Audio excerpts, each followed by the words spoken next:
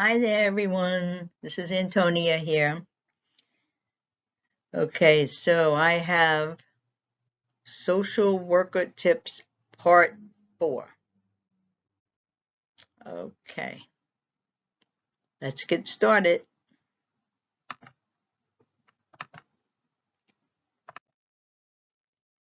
Okay, this is the parental section in regard to relationships. Okay, so if you take a look here, we have adult to adult. So, in our observations, in our interviews, you are trying to gather information about what's going on in the relationships. Do they get along? Is there any domestic violence? And that's another form as well. We have forms that we give to the adults, and you could actually have like a separate meeting on this one, or you could just interview them separately. That's something that we do put into our files. Adult to children, you want to see how that observation, you want to observe how the adult is connecting with the child and the child connecting to the adult. There's so many different ways you could do this in the home, when you have a home visit, in your observations. Sometimes you might want to have a meeting in your office and interview the children separately, because you'd be surprised how many children will not tell you what's going on. Yeah, because they're afraid. And every time that you do go to visit the family, these are the things you're looking at, because the relationship can change. It could look real, but maybe it's fake.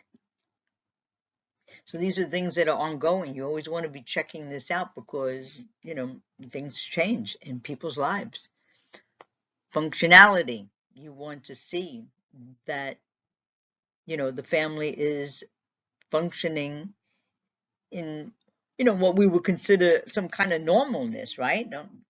You have interaction, we have family members talking to each other, they're courteous, they're respectful, helpful, all these things that you know as what is normal in family life. This is what you're looking for.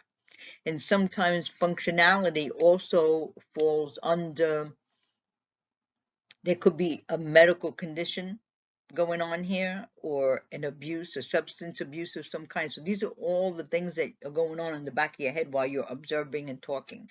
You want to see if there's something going on here every time you have a visit. Okay, let's take a look at the next slide. We have vocational.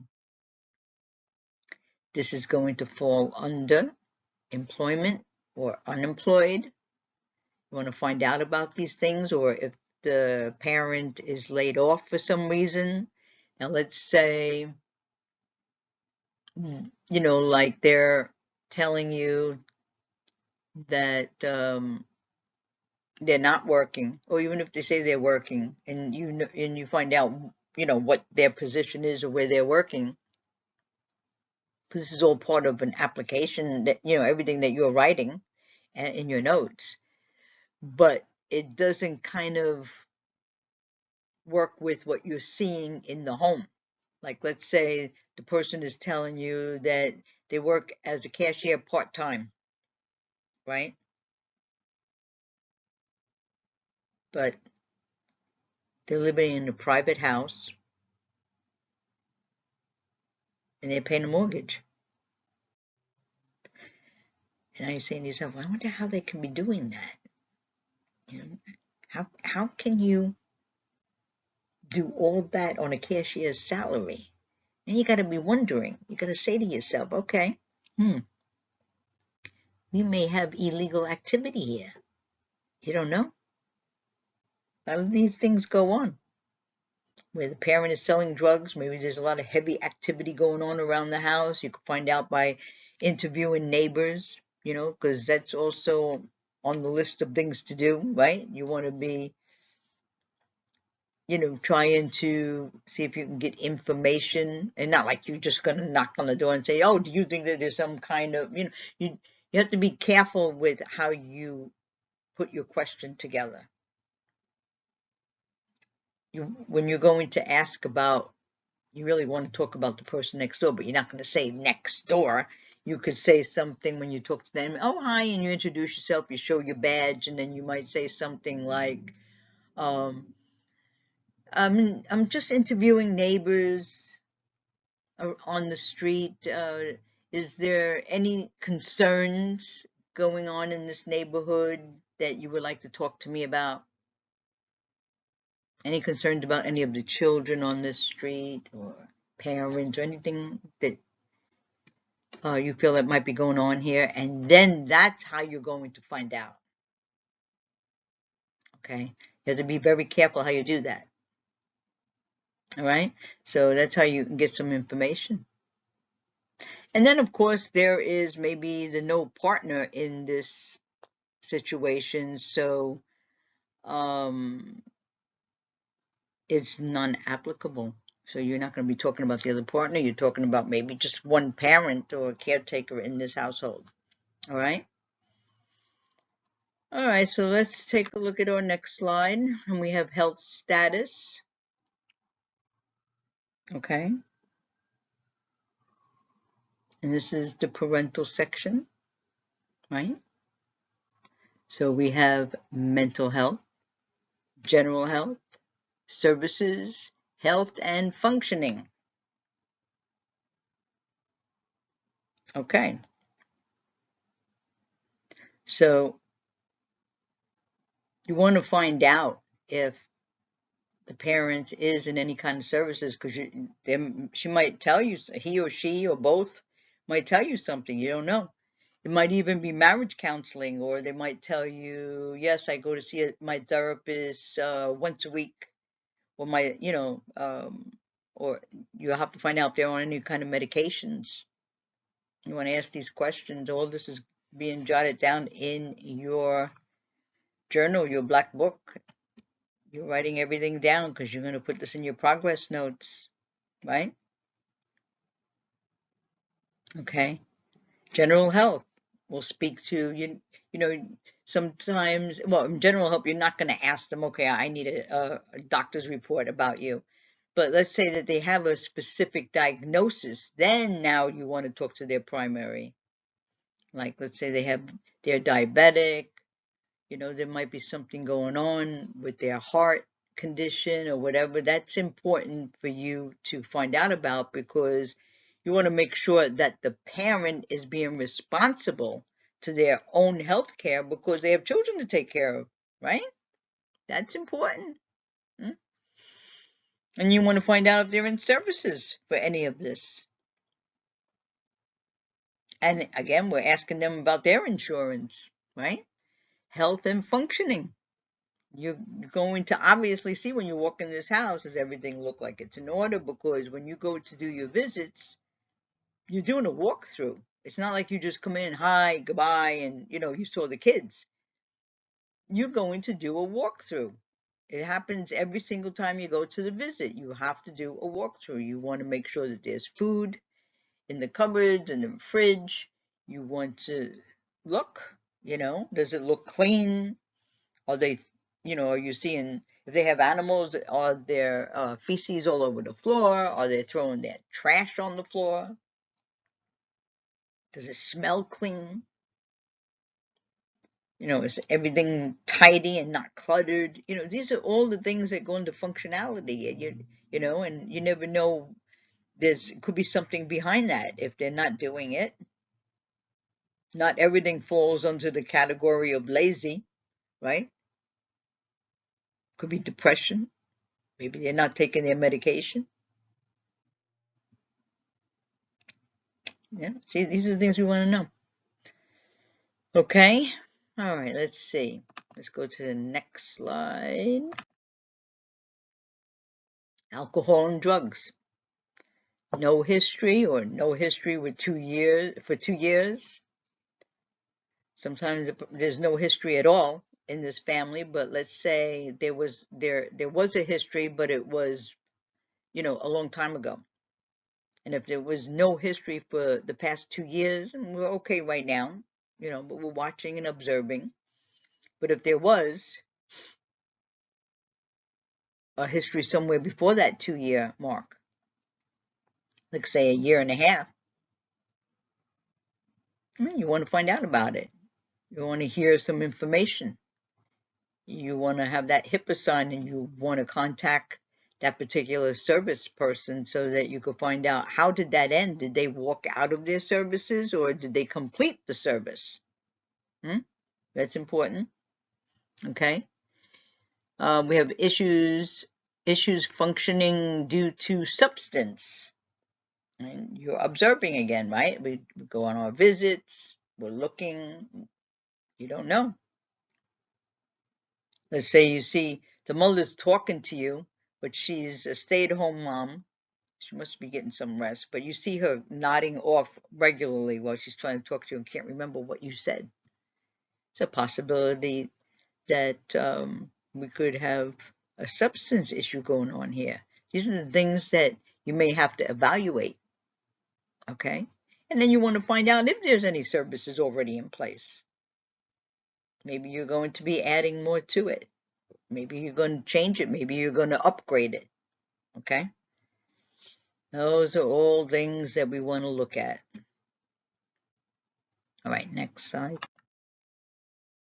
Okay, supervising of the children here. Okay, demonstrates ability for correct levels in development. Some issues, and we have difficulty supervising all of the time. Okay. Depending on the age of the child. Okay. You're looking at the demonstrated ability of that parent, or this mother and father, or whoever the caretaker is. You are observing to see if supervising those children in a particular age group is valid. Is it correct? I mean, for example, let's talk about some examples. Let's say, okay, you're sitting there and you're talking to the family, and the 4-year-old child opens up the door and just runs outside. And the mother is still talking to you and pretending like, not pretending, maybe she doesn't even, or it could be, maybe that's just her way. She could be pretending, or she could think maybe her analogy about this is, oh, it's okay for the 4-year-old to run out the door and play and do whatever.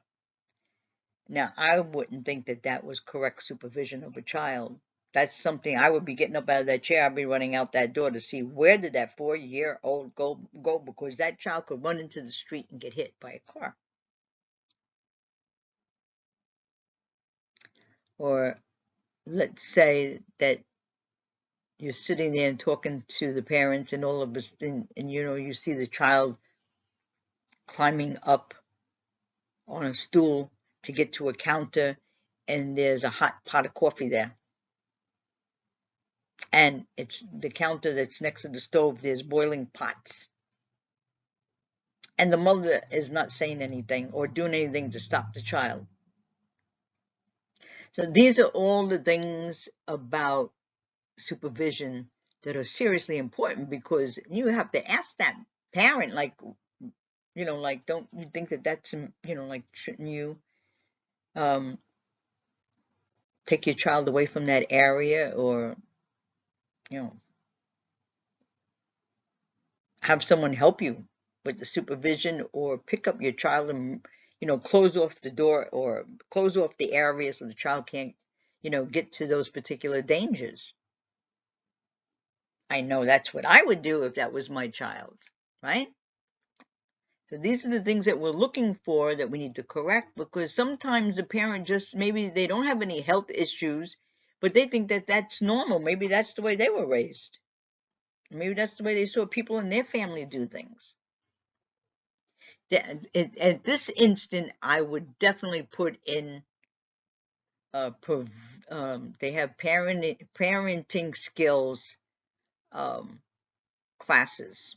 I would definitely put a recommendation in for that. The parent has to go, because if I'm seeing all that, that's a problem. That is a problem for me. I couldn't continue my interview if I constantly see the child getting into trouble like that. Okay, so that's a very important point. Next slide. Expectations and disciplines. Okay, what do we have here? We have appropriate boundaries on information and/or experiences.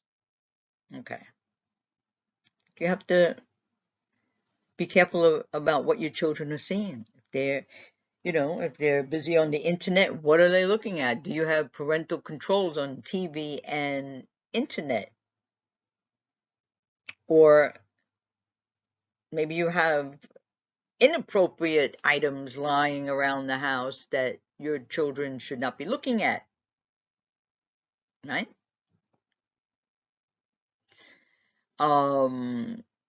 Expects too much or too little. Like, let's say you have a 7 or 8-year-old that you're observing, and the child actually looks like she's trying to cook in the kitchen. She's up on a stool and she's, boiling water, and she's going to throw the pasta in the pot or whatever. And she's doing this all by herself, okay? Or you see the child scrubbing the bathtub or the floor in the bathroom, or something like that. I would instantly feel that is like too much. I mean, there's little things that the child could do at that particular age, like, keep your room tidy. And how about we do our homework and we have our study periods and things like that, and let them have a little play time and snack time and things like that. But, like things like that, you have to kind of correlate the age with the activity, and you want to look at that.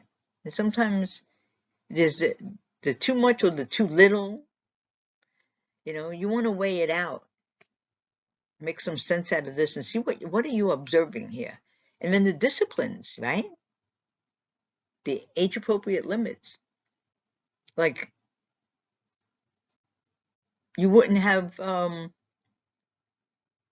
child sitting in the corner on a timeout for like 3 hours. Or some kind of weird thing, like I've seen such things where you have the child on their knees on top of a spilled out bag of rice, and they have to kneel on that for a certain amount of hours or something because they did something that you didn't like. You have to be looking at all these disciplines and stuff. What is going on with how they discipline their child? You want to make sure that there's no safety issue there. Okay, how do they intervene appropriately when they see that their child is doing something they shouldn't be doing, right? And then, we have unrealistic and harsh, harmful. These are things that we're looking at.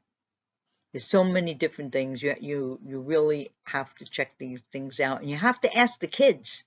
And another way that you could interview them privately is you go to the school. And you tell them when you get there that that you're here to interview the child. You give them the name, introduce yourself, show your badge, and start that dialogue. That's where you're going to find out the information in privacy in the school. And you may actually even find out more information from the teacher. Because don't forget, the teacher has to interact with that parent too. The teacher might have something to say about the behaviors of the child, right? That may actually give you a clue that maybe there's something not right here. know? It's a possibility, right? I've seen that. I would go to a private meeting in school with the kids, and then when I go to meet and interview that child, that's where I'm finding it out. All right. This is all a part of what the social worker's job is all about. And I'm putting all these videos together to help give back to the community. Like I said, I always felt like I would have loved to have PowerPoint where I could go and look at all these things once in a while. They would be available to me so that I have an idea, because when you're out there in the beginning, yeah, you take classes and you pass the tests. Like I said many times before in my videos, it's nice to see it in a condensed form with titles so that you could remember it. Not that you're not going to remember it, but when you're brand new at it, it's just like, it's a lot. It is a lot. And that's what usually makes the huge turnover. Where I remember seeing people that came into the field of social work leave on the same day that they got their first case, and they never came back. It happens because it becomes overwhelming because that not everyone is going to be 100% comfortable with just academy work or your workbook and notebooks, and now you're in, you passed your test, and now you're in the office, and you're in a training unit, and you're learning now from your supervisor and management, and you shadow other workers. That doesn't always totally become the 100 best way that every single worker is going to be comfortable. Like sometimes you might need a little bit more, something that you can quickly look at, right? You want to be able to feel at your leisurely, you're looking at these little things in a condensed form so that you don't have to overwhelm yourself, because it's a lot of work. No joke, it is a lot of work. And it's not for everyone. Okay, so I have I feel, like great pleasure in putting these PowerPoints together in all their different categories to help you guys, the new people coming into the field. I hope that this truly helps you and takes away any anxiety or any fears or, the thoughts that you're not going to, you can't do this or it's too much. Because we need you guys in the field. We need social workers. We really do.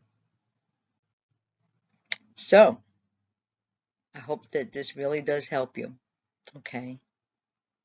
It's my pleasure to put this together. And I want to thank you for viewing this video, part 4. And you have a great day. Bye.